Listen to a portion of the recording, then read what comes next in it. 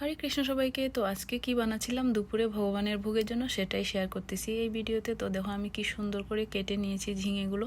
আর এখন এখানে ব্যাটারটা বানিয়ে নিয়েছি হচ্ছে বেসন, চালের গুঁড়ো আর সুজি দিয়ে।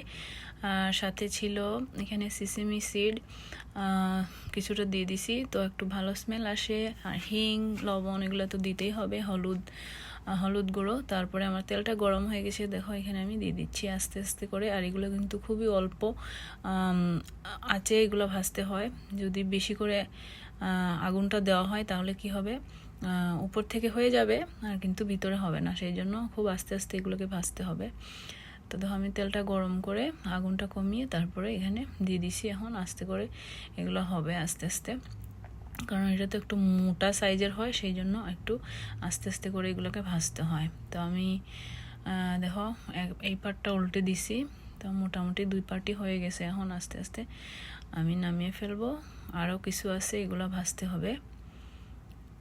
তো বেশি আসলে বড়া টড়া বেশি একটা খাওয়া হয় না, খুবই অল্প মাঝে মধ্যে খাওয়া হয়। তো মাঝে মধ্যে আবার না খেলেও ভালো লাগে না অনেক দিন পর পর। তো যাই হোক, দেখো আমি বড়াগুলো হয়ে গেছে, এখন নামিয়ে নিচ্ছি আর ভগবানের প্লেটেই ডাইরেক্টলি রেখে দিচ্ছি। এখানে আমি একটি টিস্যু পেপার নিয়ে নিচ্ছি, কারণ হচ্ছে তেলটা টিস্যু পেপারটা অবজার্ভ করবে। তো এখানে টিস্যু পেপারে আমি নামিয়ে নিচ্ছি, তো যত এক্সট্রা অয়েল আছে টিস্যু পেপারের মধ্যে চলে যাবে।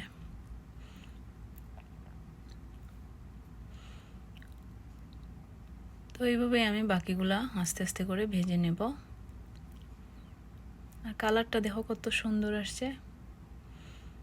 তার এখন আমি হচ্ছে ভগবানকে ভোগ লাগিয়ে দিছি। দেখো এখানে আমি আর একটা তরকারি রান্না করছিলাম হচ্ছে মিষ্টি কুমড়া, আলু আর টোফু দিয়ে। হরে কৃষ্ণ, সবাইকে ভালো থাকো।